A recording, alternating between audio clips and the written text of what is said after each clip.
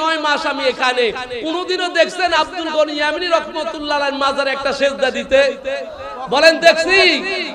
আমারও পর্যন্ত মাজার পূজারি বলে আমারে জিয়ারতকে যারা পূজার সাথে তুলনা করছে, আল্লাহর হাবিবই বলেছেন মান আদালি ওয়ালিয়ান ফাকাদ আযানতুহু বিল হার।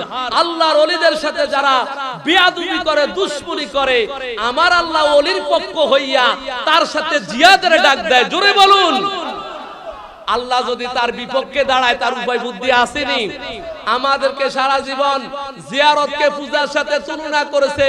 আল্লাহর বিচার বড় বিচার। দেখো না শিরক যেখানে আল্লাহর সবচেয়ে বেশি অপমান করা হয়, হিন্দুরা আমার আল্লাহকে বাদ দিয়া দেবতাকে সেজদা দেয়, সেই শিরকের আখড়ার মধ্যে তোমারে আল্লাহ দারওয়ান বানাইছে। ঠিক কি না?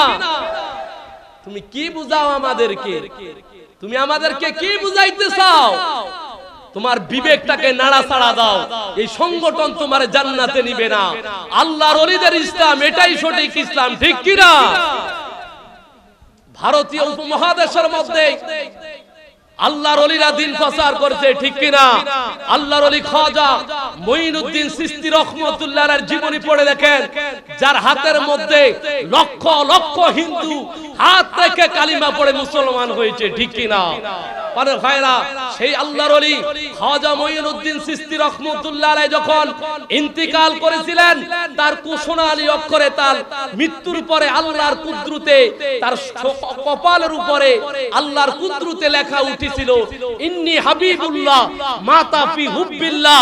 এই লেখাটা দেখে ওই সময় 900 হিন্দু কালিমা পড়ে মুসলমান হয়েছে। জোরে বলুন। তুমি পারো না একটা মানুষকে মুসলমান বানাইতে? যাও মুসলমানগুলো ওলি আল্লাহদের দরবারে যায়, আমাদেরকে সেখান থেকে ফিরাও।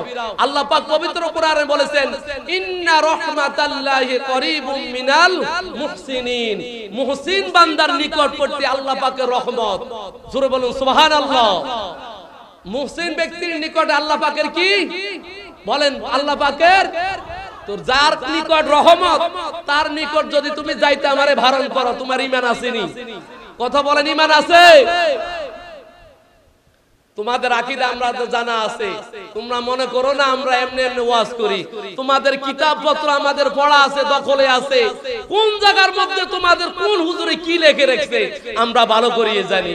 ইস্তিগফারের ব্যাখ্যা লিখে রেখেছে, আমার নবী গুনাহগার ছিল, এইজন্য আমার নবী তওবা করত।